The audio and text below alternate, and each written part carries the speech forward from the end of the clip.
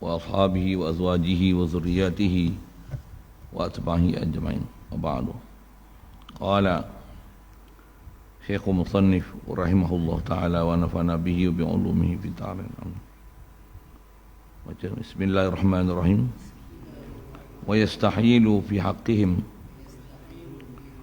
عليهم الصلاة والسلام أضداد هذه الصفات، وهي الكذب والخيانة بفعل شيء مما نهوا نهي تحريم أو كراهة أو كتمان شيء مما أمروا بتبليغه للخلق. Syukur itu Allah Subhanahu Wa Taala limpah kurnia Dia masih memberikan berbagai nikmat kepada kita, khasnya diberikan kewujudan kita, diberikan dengan Dia wujudkan kita atas muka bumi ini dengan segala sifat dan kelayakan, membolehkan kita melangsungkan kehidupan. Alhamdulillah. Dapat Islam kita, alhamdulillah. Diberi kita cari jalan iman, macam mana hati nak sedar dan sentiasa yakin dan tasdik pada Allah Taala. Alhamdulillah. Syukur diberi pada kita kesihatan, keupayaan, lapang masa dapat hadir untuk solat zuhur berjemaah.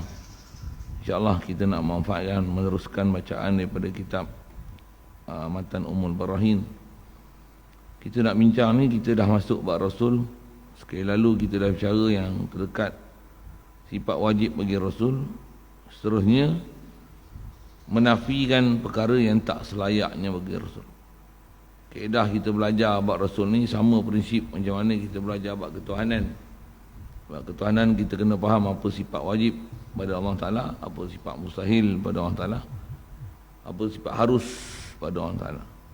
Begitu juga dalam bab Rasul, kena kenal apa dia sifat wajib Rasul, mustahil bagi sifat Rasul, dan apa yang harus bagi Rasul. Jadi kita nak sambung ni bab mustahil.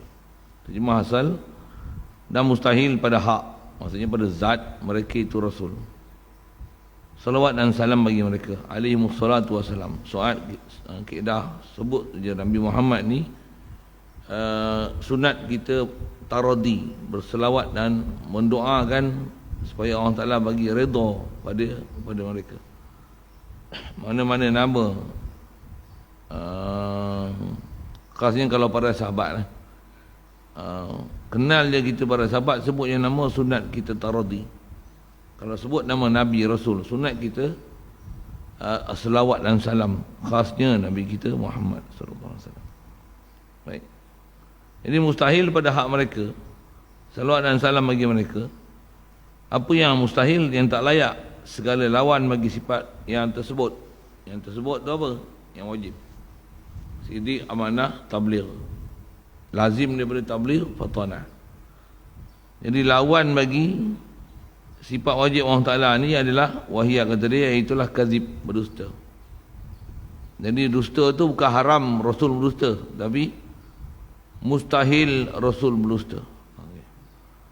Di atas faham kita mustahil Rasul berdusta itulah terbina atas akidah Nabi Rasul ni mesti sangat mulia, lebih mulia daripada kita.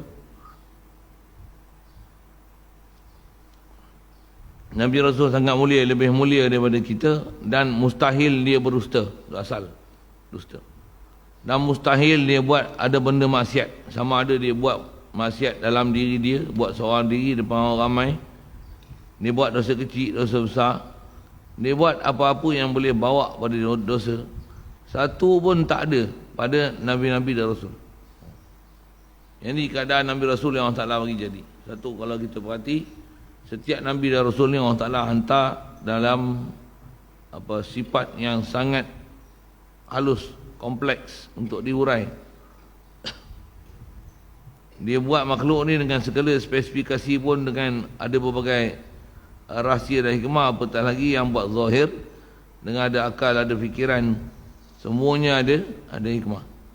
Itu satu hal ni sebab Allah Ta'ala buat asal kita bicara mustahil bagi Rasul ni dusta. Tak mungkin ada pada Rasul dusta. kat kita haram berdusta. Sekali lalu saya sebut berbeza hukum akal dengan hukum adat. Baik. Satu, dusta. Di atas mustahil dusta ni lah maka zaman sekarang ramai orang dan di atas dia faham kaedah orang Melayu ni. Ada orang Islam ni beriman dengan sabdaan Nabi Muhammad sallallahu alaihi wasallam. Ada orang ambil kesempatan itu untuk bercakap bohong, tapi menggunakan dan mensandarkan apa yang dia bohong kepada Nabi kita Muhammad sallallahu alaihi wasallam, seolah-olah Rasulullah yang bersabda menyebut perkataan itu. Yang tu bahaya tu perbuatan tu. Sebuah dosa-dosa besar. Bahkan menghalalkan dia, matikan dia dalam keadaan menafikan apa yang datang dari Rasulullah tu bukan Rasulullah. Boleh jatuh kufur. Na'udzubillah. Itu bahaya. Tak mengaji ni memang sangat bahaya. Sangat bahaya. Baik, Nabi Rasul mustahil dusta. Satu, kalau ada cerita-cerita kata Nabi-Nabi Rasul dusta, baik Nabi itu Nabi Muhammad ataupun Nabi lain pada Muhammad sallallahu alaihi wasallam. Antaranya Nabi apa? Nabi Ibrahim lah. Kalau masyhur dalam Quran, kalau orang yang baca harfiah sekali lalu, dia akan dapat rasai seolah-olah macam Nabi Ibrahim ni banyak dosa. Apa dia? Duk tipu masa nak masuk Mesir, dia kata isteri dia yang tu, dia kata hazihi ukhti, ni saudara perempuan aku. Dia pecahkan bahala, dia kata tak pecahkan bahala. Cerita-cerita tu bagi elok lah. Maksud bagi elok macam mana? Kalau kita tak belajar semua kisah pun, tapi CP telah diberi. Apa dia? Nabi dan Rasul semua sekali mustahil ada aib.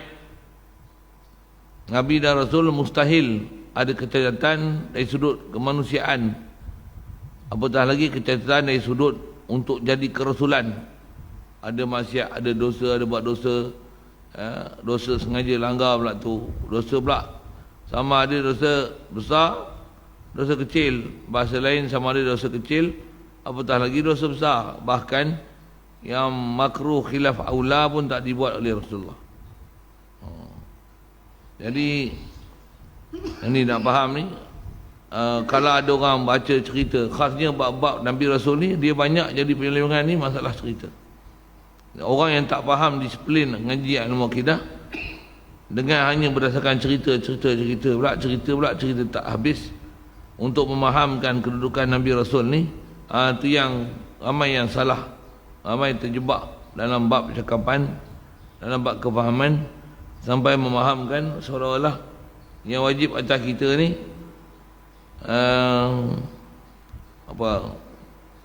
wajib atas kita ni dakwah sampai, sedangkan khas atas Rasul ni banyak tugasan yang dia perlu buat. Antaranya yang mustahil atas mereka dusta, bohong, maklumat tak betul. Mustahil pula membuat apa-apa dosa maksiat. Pasal dosa maksiat, berkelakuan tak sempurna, apatah lagi tak boleh nak menyampai, gagap, telo, bisu, buta, kecacatan yang menyebabkan menggagalkan misi dan visi kepada Rasulullah. Perkara ni semua adalah mustahil, wajib bersihkan daripada Nabi dan Rasul. Untuk kaedah kita lah. Baik, jadi atas bicara asal mustahil dusta. Dusta dengan mana? Menyebut sesuatu menyalahi daripada realiti, itu dusta. Nabi-Nabi dan Rasul takkan ada nama dusta sama sekali. Walaupun dusta tahap untuk memelihara nyawa, Nabi dan Rasul takkan berdusta itu. Walaupun dalam keadaan terpaksa, Nabi takkan ada istilah dusta, takkan ada istilah dusta sunat. Yang kebanyakan kita faham ada dusta, ada bohong-bohong sunat. Nabi tak ada bohong, tak pernah bohong, dan tak ada pun dalam istilah kat Rasulullah bohong sunat, kat dia tak ada. Pasal bohong tetap benda mustahil pada Nabi Rasul. Kat kita bohong haram, tapi ada tahap, ada bab dia harus berbohong. Masyhur orang Melayu saya sebut, ada bohong sunat. Dobit dia jika dengan sebab pembohongan tu barulah boleh melepas kezaliman daripada orang yang zalim. Bohong di situ adalah hukum sunat. Kebanyakan orang cerita macam tu, siapa pasal nak selamatkan nyawa orang? Orang yang cakap, orang yang benar ni, kalau tak bohong, orang tanya lagi rumah kamu ada ke orang jahat ni? Ada orang kata yang tu bohong sunat. Nabi Rasul takkan ada bohong sama sekali. Bab bohong sunat yang tu pun yang selalu yang kita sebut atau masyhur sebut ulama, dia kata kalau boleh jangan bohong juga. Tapi carilah kalam tauriah. Ada istilah macam tu dalam perbahasan ilmu tauhid. Dalam perbahasan ilmu tafsir. Apa dia tauriah ni? Dia satu perkataan yang ada makna dekat, makna jauh. Apa jalan sekalipun kata dia jangan berbohong. Sebab berbohong ada salah besar. Setelah membiasakan bohong nanti telah termaktub di sisi orang salah kita ni berbohong. Uish, bahaya. Pasal di antara sifat bohong ni sifat munafik. Auzubillah. Jadi mustahil Nabi Rasul dusta. Satu kalau ada kisah Nabi Ibrahim, dia katok pahala, dia kata tak katok. Dia kata kaum ni ajak pergi keluar pesta kat pantai, dia kata dia tak mau, dia kata dia sakit sedangkan dia tak sakit. Yang ni semua kena tanggung kepada cerita betul, agar kita jangan salah memberi tanggapan dan memberikan pandangan penghormatan kepada orang yang bergelar Nabi Rasul. Okey, dusta rasa tak susah mana. Sekali lalu kalau sebutlah kisah Nabi Ibrahim, dia kata bila dia telah diperhadap setelah dipecahkan berhala, orang tak ada sangka lain melainkan kata dia, bila ditanya oleh Nabi Ibrahim, a'anta fa'alta hadza bi alihatina ya Ibrahim, adakah engkau yang buat ni pecah berhala ni pada tuhan-tuhan kami? Nabi Ibrahim dia takkan menipu sama sekali. Dia memang mengaku dia buat. Cuma cara dia jawab dia buat macam mana? Bal fa'alahu kabiruhum hadza. Kata dia sebenarnya yang buat pecah berhala ni adalah orang yang paling besar di kalangan kamu ni. Itulah nak sebut tauriah kan. Itulah dipanggil tauriah. Kenapa yang bahasa Arab tu? Apa dia tauriah ni? Tauriah ni satu kalimah yang mempunyai dua makna. Dia ada makna dekat, makna jauh. Makna dekat makna lafaz yang sedia dia faham. Makna jauh dia ada makna lain, atau istilah Arab dia panggil makna majazi. Ada makna lain, makna pinjaman yang sepatutnya dipakai pada makna tersebut. Jadi Nabi Rasul dia takkan dusta, bahkan atau istilahnya dia menyebut kalam tauriah yang maksud dia lain, kaum dia faham lain. Dia kata bal fa'alahu kabirum hadza. Sebenarnya yang buat ni adalah orang yang paling besar di kalangan kamu ni. Siapa orang paling besar di kalangan kamu ni? Siapa? Nabi Rasul. Tapi kaum dia faham orang yang paling besar di kalangan kamu ni siapa? Berhala yang disangkut kapak pada berhala tersebut, yang besar tu, pada dia itulah Tuhan. Yang Nabi Ibrahim bila ditangkap dia bicara, kata dia kalau kamu tak percaya dia yang pecahkan, kamu tanyalah in kanu yantiqun. Tanyalah berhala tu kalau dia boleh bercakap. Tanya. Apa jadi bila suruh tanya? Boleh jawab? Dapat jawapan? Atau istilah yang ni kalau kaedah kelahi berdebat apa, yang ni dipanggil Allahumma salli. Ini dipanggil burhan ni. Buah mati terus kan. Tak boleh nak kepak dah. Tak boleh nak dinafikan dah. Pasal mana boleh, kalau bercakap pun tak boleh, takkan nak pergi sembah kan. Dia pun tak boleh urus diri dia. Takkan pergi menyembah sesama makhluk yang martabatnya makhluk. Takkan sepatutnya boleh gitu kan. Itu sekali lalu lah atas hujah alasan, saya sebut ringkas je tu dari sudut pernah kisah-kisah yang tu antara yang kita dengar bab menipu. Nabi Ibrahim tak tipu sama sekali. Dengar elok-elok je tu. Nabi Ibrahim takkan menipu sama sekali. Orang hanya gunakan bahasa istilah dia menipu, berbohong. Dia tak pernah berbohong suami hidup dia. Dia sentiasa cakap benar. Cuma cakapan dia, cara dia bercakap, dia pandai.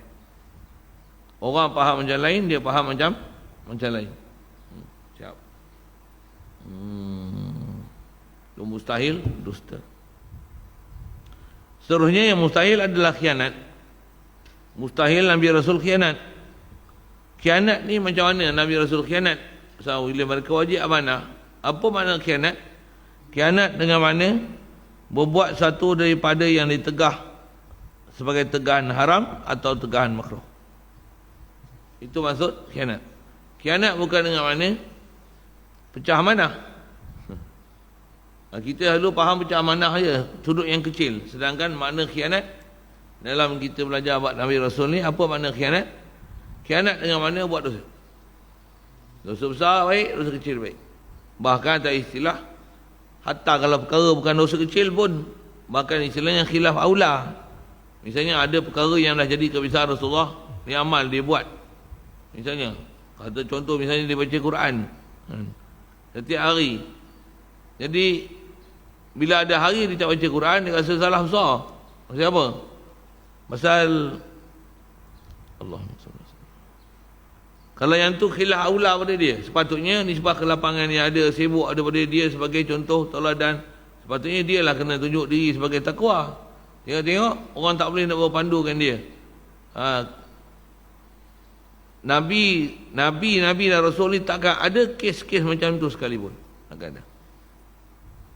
Maksudnya yang tu akan istilahnya menjatuhkan maruah dia sebagai Nabi Rasul, dan orang akan pertikaikan benarkah kerasulan dan dakwah yang dia bawa.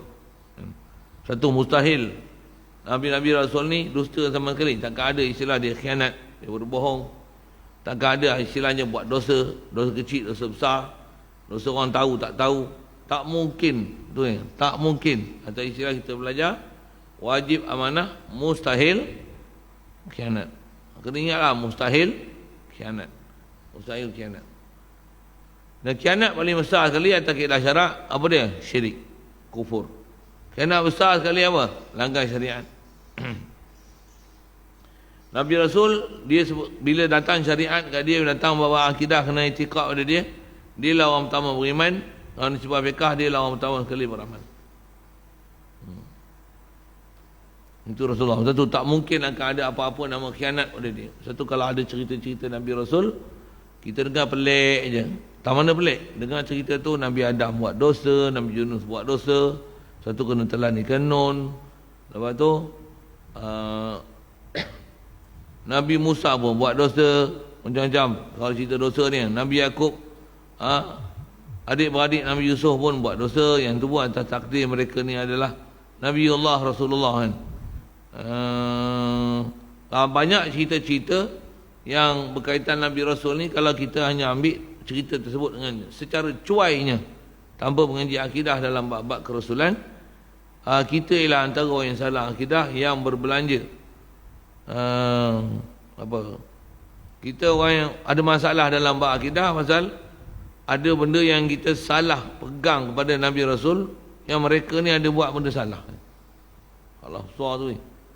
Pasal kaedah kita di atas kata mustahil mereka khianat, bukan mereka haram khianat, tapi mustahil khianat. Tak mungkin buat khianat sama sekali.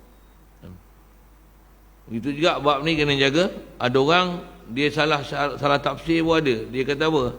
Dia kata Nabi Rasul ni orang Ta'ala pelihara dia daripada buat dosa. Allah Ta'ala jadikan mereka ni maksum.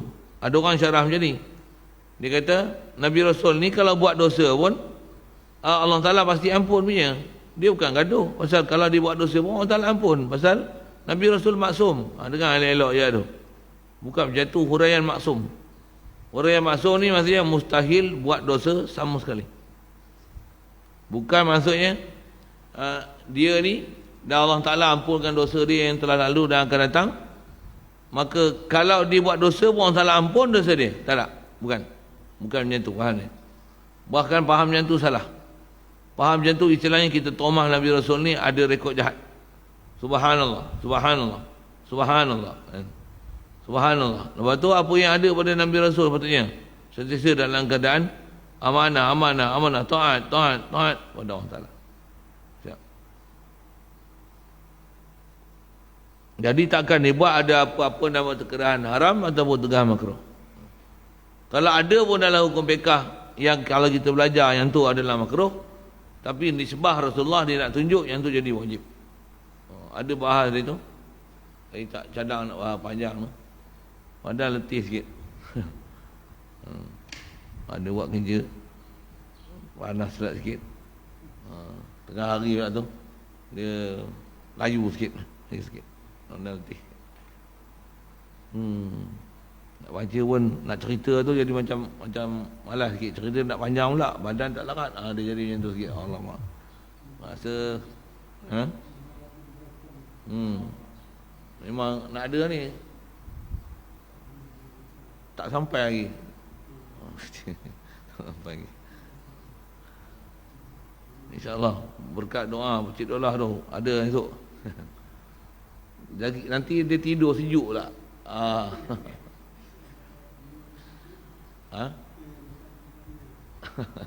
Yang tu pun satu hal je.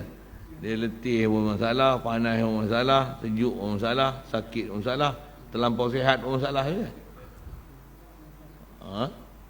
Terlampau sihat dia gedik-gedik pula. Dia over apa? Orang panggil apa? Overacting. Yelah, dia kalau sihat apa? Dia lajak sihat. Sikitlah kita sebut gitu kan. Jadi gitu tu saya nak minta berondor ni. Ada letih tak sedap aja. Asal kita bicara situlah. Mustahil disiplin yang kita nak ambil, walaupun kita baca sikit tu, nak ambil mana? Mustahil Rasul-Rasul dusta. Mustahil dia buat dosa. Jangan kata dosa yang benda haram, makruh pun mustahil, bahkan khilaf aula pun dia takkan buat. Yang tu nak kena faham tu. Dia tahu prinsip tu yang saya sebut sekali lalu tadi. Kalau dengar cerita satu hal, kalau ayat Quran pun kalau ada yang datang, tengok berlaku pertembungan antara kita belajar bab akidah dengan lafaz-lafaz Quran yang datang ni, zahir ayat menunjukkan makna dosa. Macam mana? Wajib bersihkan Nabi Rasul daripada dosa tersebut. Mesti tengok cerita tu bagi betul. Dan kalau ada lafaz yang itu, macam mana nak selesaikan dia? Yang tu istilah ulama disebut wajib takwil. Bab kerasulan ni dari segi prinsip belajar dia, tambah nak tengok nas daripada akidah yang telah dibuat rumusan oleh ulama kita, ulama ahli sunnah wal jamaah ni. Bila dah sebut prinsip, bila ada nas yang menyalahi prinsip-prinsip akidah, nas tersebut mestilah ditakwil. Pasal mereka di atas apa kefahaman yang ada, tu yang dia buat kaedah supaya kita jangan salah. Tu yang mengaji kaedah. Lepas tu bila mana yang menyalahi kaedah, maka hendaklah ditakwil nas tersebut supaya dapat fahaman yang betul, jangan faham yang salah dari sudut akidah. Tentu kena faham prinsip tu. Satu, orang yang tak pernah belajar tauhid, tak pernah belajar disiplin-disiplin ilmu tauhid, pergi belajar Quran dan hadis, tafsir hadis, lepas tu tak faham kaedah-kaedah tauhid, sama ada ketuhanan, kerasulan ataupun dalam bab-bab sam'iyat, tak pernah belajar disiplin-disiplin macam mana nak selesaikan isu-isu akidah dan apa prinsip ahli sunnah wal jamaah dalam memahamkan ketuhanan, kerasulan dan bab sam'iyat ni, dia bakal menempah diri dia dalam neraka. Pasal apa?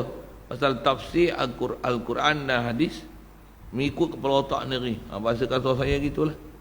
Masuk kepala otak ni pasal apa? Dia fahamkan macam mana kehendak dia, hanya zahir ayat, dalam masa yang sama menyebabkan dia mempelekeh dan menjatuhkan martabat atas kita bicara ni Nabi Rasul. Hatta Nabi kita Muhammad SAW sekalipun, ada orang yang di atas tak faham disiplin ilmu akidah, sampai dia mengiktikadkan Nabi Rasul ni buat benda haram. Bahkan dia kata Nabi Muhammad pun dulu sebelum dapat hidayat dia sesat. Sampai cakap macam tu. Yang cakap bukan calon-calon orang, profesor. Saya ada simpan rakaman tu. Dia mengajar dalam radio. Radio pula, Radio Hakim. Dia kata apa? Dia kata macam tu lah. Dia kata macam tu. Begitu juga ada Ustaz Radio Hakim sebut bab ketuhanan. Sampai dia kata apa? Sampai kata dia Lailatul Qadar pun dengan hari-hari biasa, Lailatul Qadar pun tak bagus. Pasal apa? Lailatul Qadar ni turun pada malaikat. Setiap hari ni Allah turun. Masalah sungguh. Ni pasal apa ni? Pasal dia tak faham berisi akidah, bab ketuhanan, bab kerasulan, bab samiyat. Lepas tu pergi mengaji Quran hadis, tengok zahir Quran hadis, pakai zahir Quran hadis, sehingga menyebabkan jadi salah akidah, kefahaman dalam bab ketuhanan, dalam bab kerasulan, dalam bab samiyat. Begitu juga nanti kita jumpa bab tabligh. Situ pun ada panjang nak cerita tu.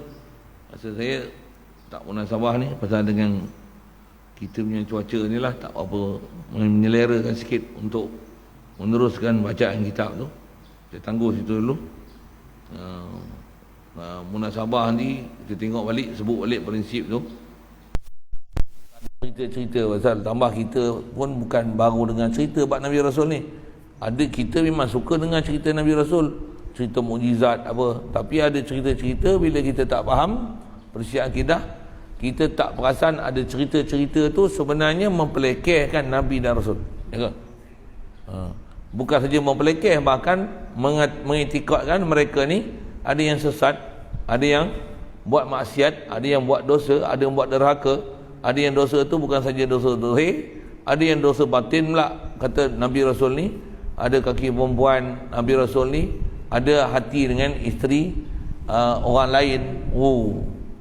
Memang ada pahaman-pahaman macam ni dalam masyarakat kita.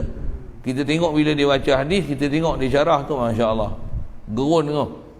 Pasal apa? Salahnya akidah dan salahnya pegangan mereka dengan Rasul ni disebabkan mereka tak mengaji akidah dulu, tapi ngaji tengok Quran hadis, waktu hurai ikut kepala otak dulu, lepas tu baru pergi tengok akidah. Dia termasuk dalam golongan saya duduk ngaji tu dia sebut man fassara al-Quran bi ra'ih falyatabawwa maq'adahu minan nar. Siapa yang menafsirkan Quran dengan akal kepala otak dia sendiri, dia telah menyediakan tempat dia dalam neraka.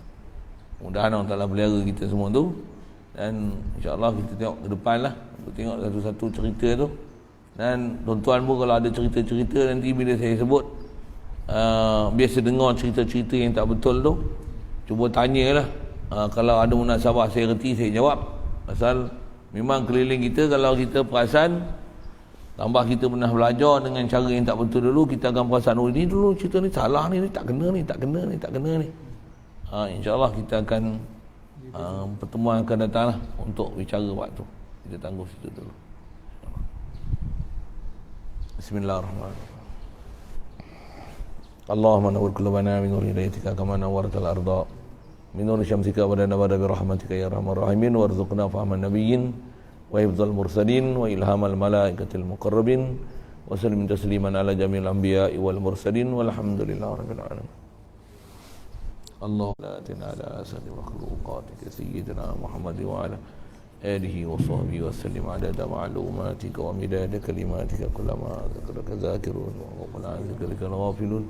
Allahumma salli afdala salatin ala asadi makhluqatika sayyidina Muhammad wa ala alihi wa sahbihi wa sallim adada ma'lumatika wa midada kalimatika kullama zakaraka zakirun wa qala zikrika ghafilun. Allahumma salli afdala salatin ala asadi makhluqatika sayyidina Muhammad wa ala alihi wa sahbihi wa sallim adada ma'lumatika wa midada kalimatika kullama zakaraka zakirun wa ghafala an zikrika ghafilun.